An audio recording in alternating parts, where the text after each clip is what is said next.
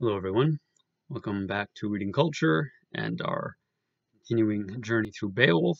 Where we last left off, we were looking at a kind of point of transition in the poem, right, at around line 1887, where we have this contrast of youth and old age as Beowulf, having defeated Grendel, having defeated Grendel's mother, is now departing to go back to his king Hygelac in the land of the Yachts, and is leaving Hrothgar, who you see is old, and the joys of youth passed him by.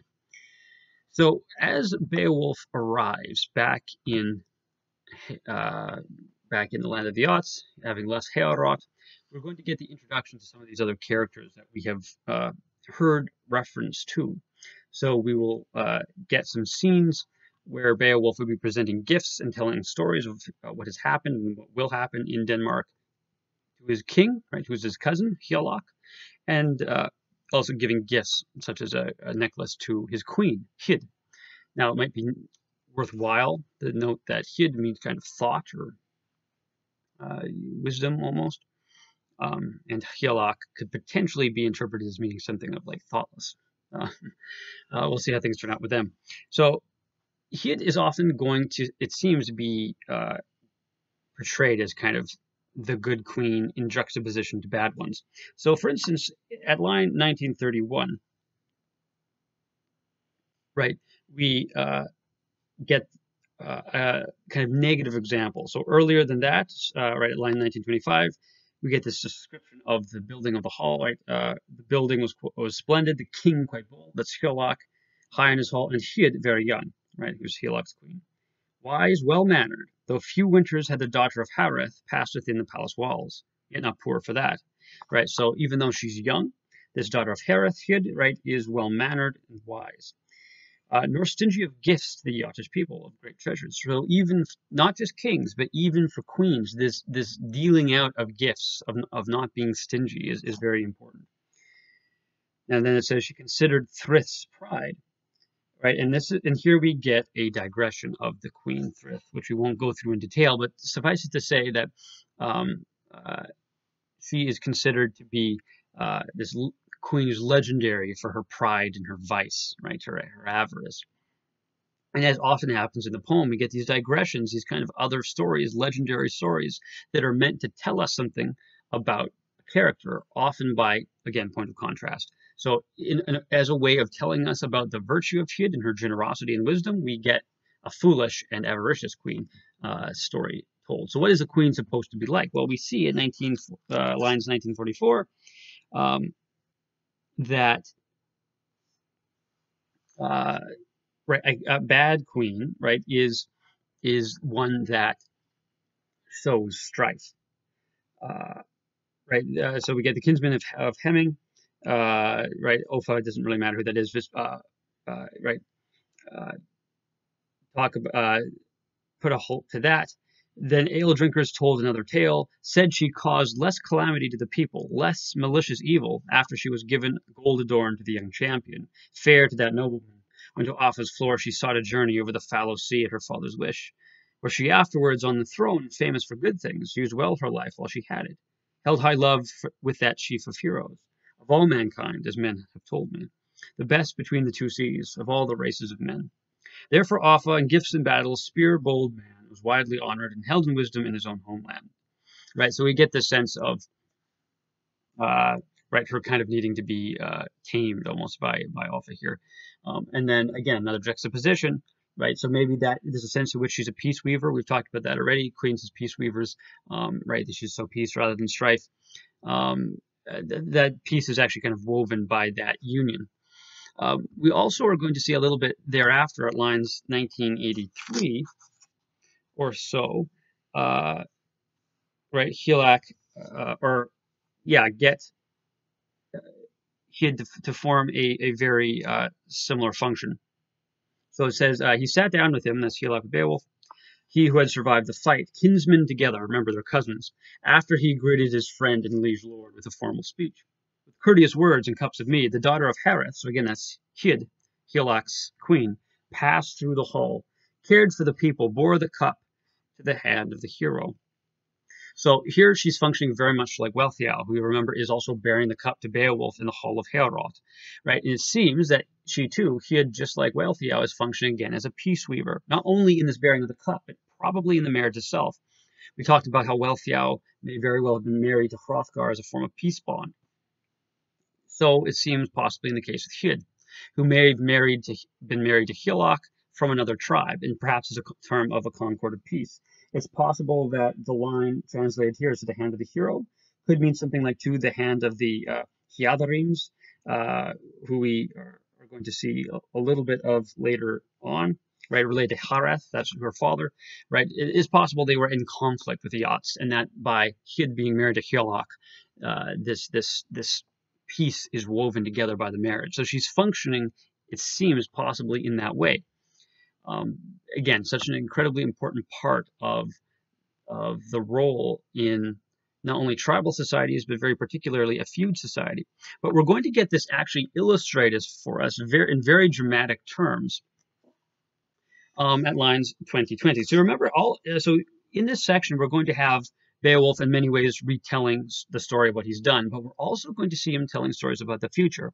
But it seems, based on other evidence, and you can see this in the appendices, some of these other tales, that this is actually based on stories that the readers would have known. So at lines 20-20 to about 69, we get the story of Freawaru, the daughter of Hrothgar and Wealhtheow, and Inyeld, the Hyadabard.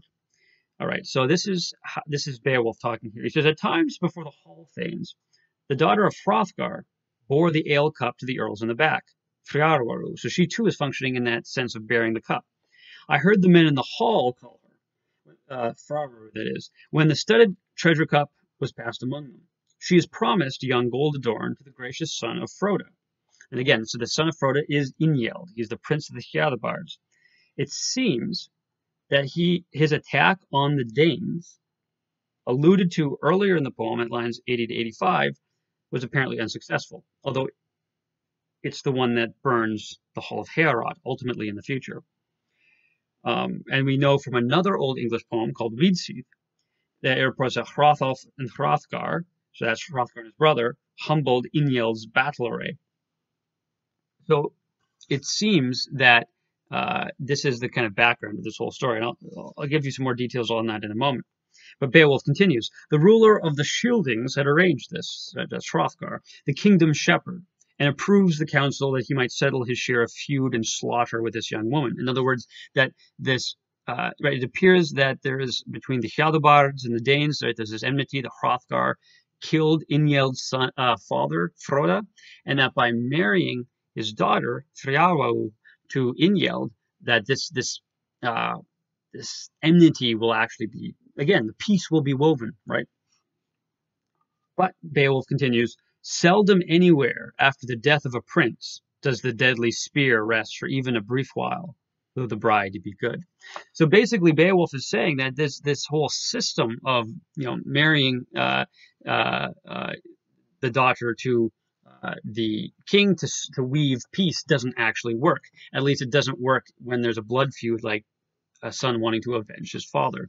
So here we see Beowulf calling into question really the whole system of peace, or at least of the attempt at peace that his culture offers.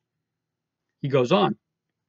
It may, perhaps, displease the Hyadabard's prince and every retainer among his tribe, when across the floor following that woman goes a noble son of the Danes, received with honors. On him glitters an ancestral heirloom, hard, ring-adorned, once a Hyadabard treasure, as long as they were able to wield their weapons. So he's describing this scene where, because the idea is that Freawaru would go with retainers, right, men of arms who would accompany her, and that some of them may possibly have weapons or rings or trinkets that they had actually taken from dead Hyadabards they'd killed in battle, and that now the son might see something that belonged to his father being paraded around, right, in the possession of perhaps the man who even killed his father or was related to he who did. So he's saying, Beowulf is kind of setting up the situation. He says, until in that deadly spear play, they undid their beloved comrades in their own lives. And then he describes the scene that again, so in theory, the conceit of the poem is that he's describing a hypothetical situation. But it seems from the way that this would have been received by the reader that this is actually a real legend that he's telling. And so they would have known this to have actually happened. He says, then an old spear bearer, and here we get a note from Dr. Liuzzo where he says, that is to say, a spear bearer of the Hyadabards, outraged by the presence of his former enemies, the Danes. And then it says, in heroic poetry, when a warrior falls, his killer is often awarded his armor. The sword is a vivid reminder of the fate of its former owner and the duty of revenge that is passed on to the next generation. Right? And that's what we'll see here in the lines of the poem. So Beowulf says, an old spear bearer speaks over his bier, who sees the ring hilt and remembers all the deaths, the spear deaths of men. His spirit is grim, begins sad-minded to test the mettle of a young thane with his innermost thoughts, to awaken war, and says these words. Right, so there's a man, he's right, drunk with beer, looking across the table at that which used to belong to one of his kind, and we even get a dialogue here, right, as he says, "Can you, my friend, recognize that sword which your father bore into battle in his final adventure beneath the helmet? That dear iron, when the Danes struck him, ruled the field of slaughter after the rout of heroes. When Withergild, who we can only assume was a famous Hyadabard warrior, fell, those valiant shieldings. Now here some son or other of his slayer walks across this floor, struts in his finery, brags of the murder, and bears that treasure which ought by right to belong to you." Right, so basically the scene is again very vivid and very dramatic of this drunken warrior saying, didn't that sword used to belong to your father? Are you going to let the son of his killer parade it around here rather than taking revenge? And of course it results. Beowulf is saying it will result. And it seems like it was seen as history to the listener of the poem. Beowulf says, he urges and reminds him on every occasion of cruel words, until the time comes that Frearwaru's thane, for his father's deeds, sleeps, blood-stained from the bite of the sword, forfeits his life. From there the other escapes alive, for he knows the land well. Then on both sides the sworn oaths of earls will be broken, whence bitter violent hate wells up in Inyeld, and his wife-love grows cooler after his surging cares. Thus I expect that the Hyadabard's part in the Danish alliance is not without deceit, nor their friendship fast. So, right, we see this breakdown, right? The idea is that being, spurred on by this drunken talk, right? Eventually, one of Frauro's retainers is killed, right? And violence erupts between them, and then we see this struggle in Inyeld's soul, right, between his duty of avenging his father and it seems his real love for Frearu. So ultimately, again, this Danish retainer, right, perhaps unwittingly, we don't know that he was actually strutting around in this sword deliberately, provokes one of Inyeld's Hyadabards into violence. And this begins the war between the father and the son-in-law that we heard referenced earlier in the poem, that ultimately, it seems, leads both to the death of Inyeld and even the destruction of the Hyadabards, if we look at other sources, and the burning of Heorot, this greatest of all the halls on earth. So in other words, the ultimate breaking apart of this peace weaving, even though it seems it was built on real love between Inyeld and Frearu, and what happens to her, we do not know. But Beowulf is given this immense sagacity and wisdom that he's able to look into the future and to see the coming to naught of these kinds of alliances, even though it seems he is unable to actually prevent his own fate himself. As he looks back on his adventures, he continues to summarize, right, this story that we already know, having read it. He sometimes adds in new information, not necessarily changing it, but adding more flavor to it. And of course, as a poet, the poet is not wanting to completely repeat what the listener or the reader has already heard, but add new elements into it. We even get interesting things like at lines 2076, the inclusion of the name of the man of Beowulf that is eaten by Grendel, right? Handschuh, which literally means handschuh, as in modern German. A handschuh is a glove. But then he's described Grendel taking handschuh and putting him inside a glove, which seems like a bag. But it seems like it's probably some dark humor here of, right, a guy named handschuh, a guy named glove being put in a glove. So it's unclear how much of that is supposed to be, again, ironic or humorous to us. But there certainly seems to be also a rhetorical aspect that here Beowulf is announcing to his king and queen and all the right, probably nobles of the hall, all of these goings on.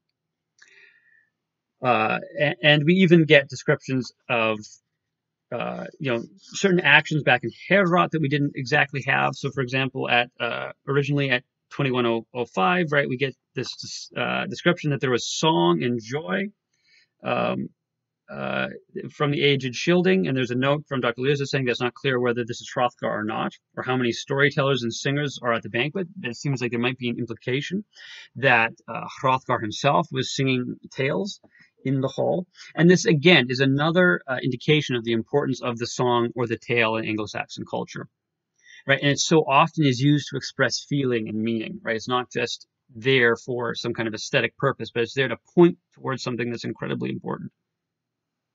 And we see this particularly at a point of transition in the poem. As we move out of this timeline, you could say we're about to make a jump into the last part of the poem, which is in the future. One of the things that happens at this point in the poem is there's a bridge. And part of that bridge is what is known as the Lay of the Last Survivor. And it is very much like a poem within the poem, of which there are many, but it's not just a normal digression. It's really more than that. So the Lay of the Last Survivor is a poem that appears to be spoken by a lone survivor of a lost tribe. It seems that he is the last surviving member of his people, his race, his tribe, his nation. Why they no longer exist, we don't know, but given the overall topic of the poem, we can guess. And there is a line that tells us close to it, right? The original line is Beowulf havath fairfoth kuna forth on sended, which literally means that baleful death or violent strife has sent forth, a kind of euphemism, that is to say, has destroyed many of the races of men. So it seems that this baleful strife, this violence, is the cause of him being the last survivor.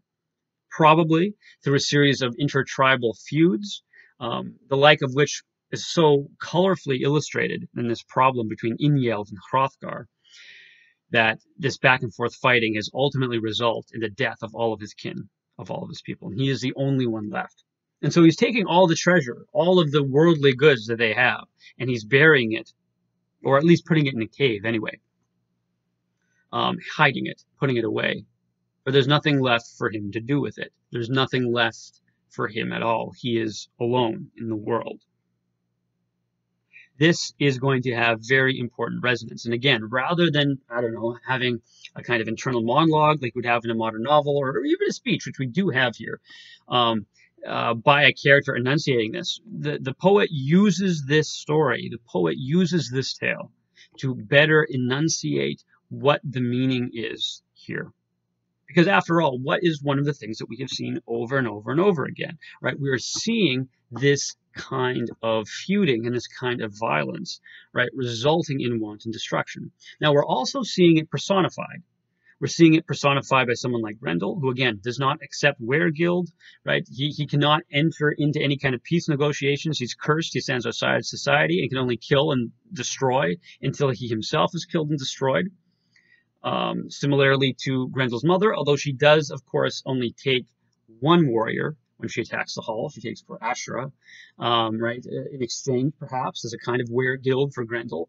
Nevertheless, there is the sense that she stands outside of society. Again, can only be destroyed, right?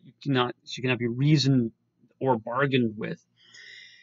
That this kind of violence, right, is ultimately, right, only ends in more violence. It doesn't actually end in peace weaving. And we've just gotten this story now of the failure of peace weaving. And Beowulf himself saying, again, though the bride be good, right? The sword is not going to stay sheathed very long when you have this kind of enmity, right? The enmity of, again, in this case, Inyeld's father being killed by Hrothgar, and the desire to avenge that. And we have all these implications throughout as well, insofar as, right, it seems Wealhtheow is asking possibly for protection for her son, for her sons, by Beowulf, because Hrothgar's older brother was king before him, and so now his nephew, so the son of the former king, the son of his brother, right, may very well want to, right, harm his cousins and take back his throne. And remember that Beowulf himself, of course, is the cousin of the king, right? His grandfather was the king, Hrethel. So now there's this question of what is going on here. But part of this story is about the personification of these kinds of things. That is to say that these monsters, these creatures that we see, are not simply fantasy fairy tale monsters, though they are that, but they are also instantiations of the kinds of patterns that the characters are acting out in the narrative itself. So this treasure that belongs to a destroyed, an utterly ruined race, right? This last survivor puts it in this cave and assumedly goes off and dies of something. And this is in the ancient past, it seems. It doesn't specify it, but we know because of a line that comes slightly later that this ancient dragon comes and sits upon the treasure, and he stays there for centuries. So again, this must be in the ancient past. So we've talked about dragons and the symbolism of dragons already in our discussion of St. Margaret, right? We know that not they're right, symbolic of the kind of bestial aspects of nature, right, the lower passions, but they're also particularly symbolic of avarice. And they manifest this in action, or perhaps we could say in inaction. What do? They sit on gold. So we've been repeatedly told, what do good kings do? They reward their followers. They don't betray them, and they reward them. They are generous. They are not stingy. So what is the exact opposite of a good king? It's a dragon, right? It wants all gold and all possessions just to sit on it, and it can't even use it because it's a creature. And particularly the dragon here, unlike in some other legends, like the story of Fafnir, the dragon who fights, well, Sigurd or Sigmund, or depending on the version, or Siegfried, who can talk, right? This dragon appears to just be kind of mindless chaos. And so the dragon takes possession of the gold for centuries only to sit on it until, it seems, in the time of Beowulf, a slave accidentally stumbles upon it. Now, in order to put all of this in context, we need to understand what has happened in the interim. And it's all very complicated, so I'm just going to summarize it for you. So at this point in the poem, we get a jump in time, and we find out that Beowulf has become king of the Yachts. And that's very interesting because he wasn't in line for the throne. He was, again, the cousin of the king. His grandfather was the king, but Hygelac and Hyd, the king and the queen of the Yachts, right, they have a son, Hjarðred, who is the heir to the throne. And moreover, it doesn't appear that Hygelac is particularly old. However, what we eventually find out, and it's not necessarily told in a clear way, so it may not have been evident to you when you read it. So again, I'll explain it to clarify it for you. Essentially what happens, it seems like quite a long interim of time between the time jump and where we start up again. Hygelac, perhaps full of pride or even avarice, again, maybe dragon-like qualities, has decided to launch a raid on his neighbors into Frankland, the land of the Franks. Kind of modern-day France, right, but probably closer actually to the modern-day Netherlands. In any case, and this may possibly have some correspondence with an actual historical raid by an actual historical king, but it's not really important here. The point is that, right, in his pride, he launches this attack and he is killed, possibly by the giant Dafrin, who Beowulf crushes in a bear lock, as it were. Beowulf survives, right, ends up taking treasure and kind of being cast adrift on the sea and washes up in Finland or someplace, but not particularly important. The point is that Hygelac is dead. The king is dead in a feud which he himself initiated. Beowulf is then presented with a very interesting possibility.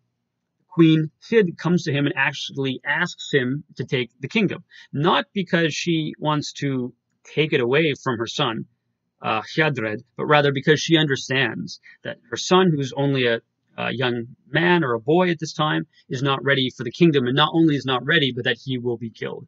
That the feuds and the enemies which her husband made prior to his death will result in the death of her son, unless Beowulf takes the crown. But Beowulf, out of loyalty and out of duty to his kinsman and King Hygelac, refuses to take the throne from Hjarðred, right, the son of Hygelac, and so he says no, he's not going to take it, but he will act as a kind of guardian and protect him. It appears, though, that he is unable to do that. Hjarðred ultimately, and it's all very complicated, perhaps we don't need to get into it here, but just to very broadly summarize, the young king, kind of boy king, you could almost say, Hjarðred, takes in some refugee princes who are feuding with the king of the Swedes, and he helps them try and launch attacks against the king of the Swedes. But ultimately, this results in his own death, and he is killed by the Swedish king.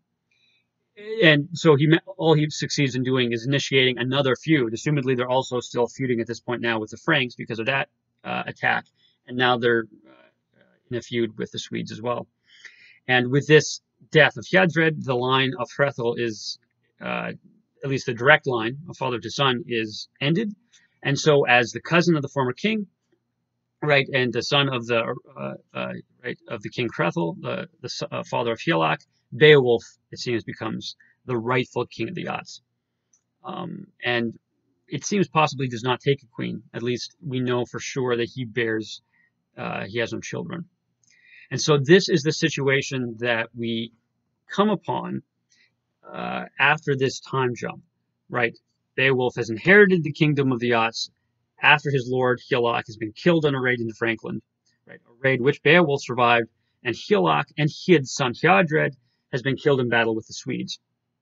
Okay, but the other, so there we get again a narrative instantiation in terms of story, although it's not told in a very clear way, right? It's based on kind of illusions and things like that. As again, the result of feud, which is again the extinction of at least the direct line of kings, and then the taking up of Beowulf. But this is going to actually not get the main focus. The main focus is going to be very similar thematically, but again, these patterns are going to be instantiated in more mythical terms. That between hero and the dragon. So I mentioned the dragon, right? This, again, instantiation of avarice and greed, sitting on the treasure. Well, one of his treasures is stolen, right? A cup by a slave, right? A thrall, a servant of some kind, right? Who it appears stumbled on the cave by accident. It seems like that's not the kind of place that anyone would have gone on purpose, or perhaps even knew about. It seems because it's common in Germanic mythology that a dragon treasure is a cursed treasure. We encountered a comedic version of that in a way in the story of Farmer Giles of Ham. But here it's very serious. The cup is stolen by the slave, perhaps unwittingly. He kind of stumbles in and he grabs it and runs out, maybe to appease his master. But this incurs the wrath of the dragon, chaos incarnate. He awakes the sleeping beast. And this theft of the treasure is really what is going to put into motion the entire latter part of the narrative. Right, the dragon is going to wake up and realize that this piece of his treasure has been stolen, and in his wrath, he is going to come out of the cave, it seems perhaps the first time in centuries, and lay waste to all that Beowulf has built. At least he is going to burn down Beowulf's hall, so some similar version to the burning of Heorot, and again, symbolically very similar patterns, even though one is killed through kin strife and the other one by a dragon. Right, you see similar forces kind of underlying the nature of the reality of these situations. So he burns down Beowulf's hall. He possibly burns down more. Maybe he burns down the whole settlement. We don't really know. But Beowulf, who by this time is very aged, possibly as old as even 70. It seems like maybe 50 years have passed, although we have to make room for, of course, poetic exaggeration. This is, after all, the man who has a grip of 30 men in each hand and fights sea monsters and can swim for 2 days underwater. But the point here is that Beowulf is now occupying the place of Hrothgar. In a sense, he's also occupying the place of his former lord, Higelac, or even Hiadred, although he's now old.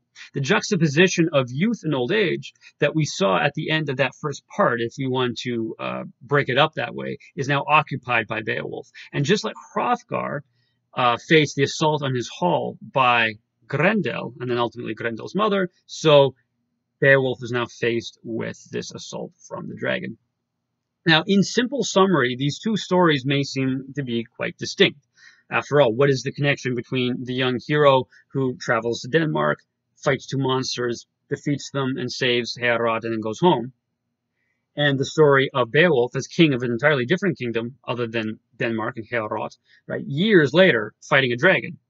It doesn't necessarily come through in the summary, but as we will see in the next video, these stories are actually intricately linked. And not only are they linked in that we will see that Beowulf, the poem, ends very, very similarly to how it began, and with a very similar pattern that it is illustrating, but that the battle of Beowulf with the dragon, right, that ancient story of hero versus monstrous creature, is actually the same story that we've been seeing repeated over and over and over again, that has to do with the themes of avarice and power, of loyalty and treachery, but also of bravery. and of the ability to overcome that kind of monstrous force. So in the final video in the series, when Beowulf confronts the dragon, we will be faced with a question of, is this the ideal heroic confrontation? Or has Beowulf failed in the end?